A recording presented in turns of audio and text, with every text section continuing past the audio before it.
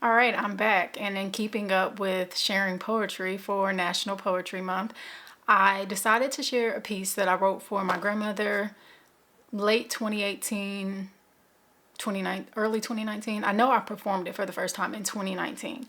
I'm pretty sure I haven't performed this piece since, so that's how long it's been. I do hope that you will enjoy. I wish I would have wrote down more of what you told me long before your limbic system began leaking your memory down wells you are too tired to draw from. My whole life you have been sharp in mind and speech, but as a result of your stroke, accompanied with old age, it's no secret to listening ears that your speech is not as fluid as it used to be. At times, it's as if thoughts exit your mind just as quick as they enter them, and I watch you desperately trying to hold on to them, to lock them in. I try to be patient with you, give you time to get your words out instead of always trying to fill in the blanks your mind seems to be shooting far more regular than before. And I'm left with a bitter reminder that our lives are truly as flowers in a field that bloom in their season.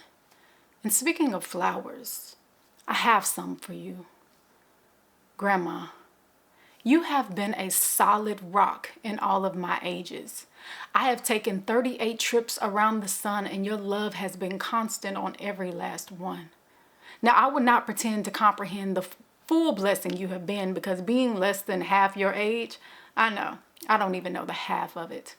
But I do know what I've seen. I've seen you be the breadwinner, the go-getter, the source of stability for the family. I've seen you give and give and give with your hands tied behind your back because you were never looking for anything in return but a thank you. Grandma, I thank you for all the things that you've done that you didn't have to do. I've seen you forgive and forgive and forgive when drug addictions plagued your children, causing you to step in for your children's children. I've watched you operate as a stepping stone for so many. You've always had this thing about taking people in until they got on their feet. I saw you open the doors of your home beyond immediate family. You welcomed extended family and friends of friends who eventually became like family time and time again.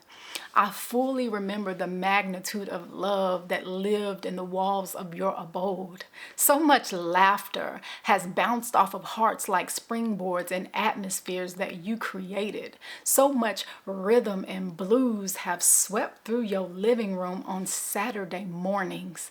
I have a photographic memory of you dancing and singing along to your favorite songs while whipping up our favorite, fried potatoes and onions.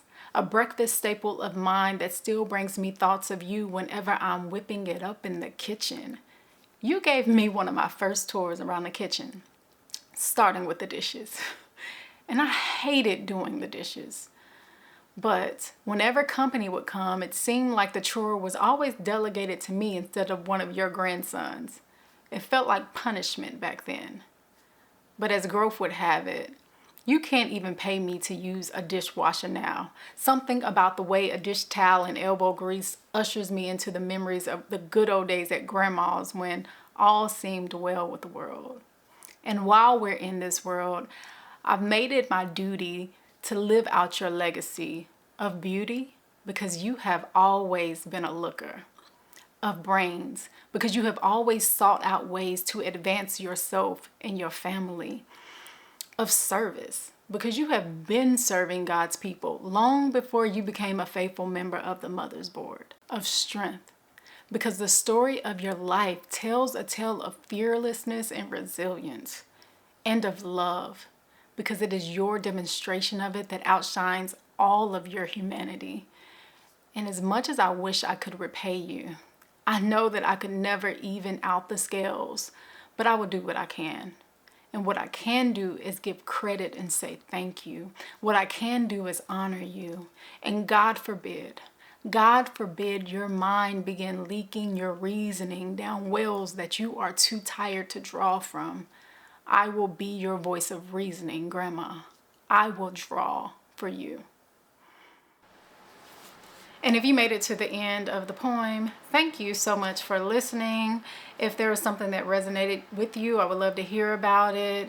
If there are just familiar moments that you may have shared with your grandmother. Would love to hear about that. Please do share. And until next time, take care.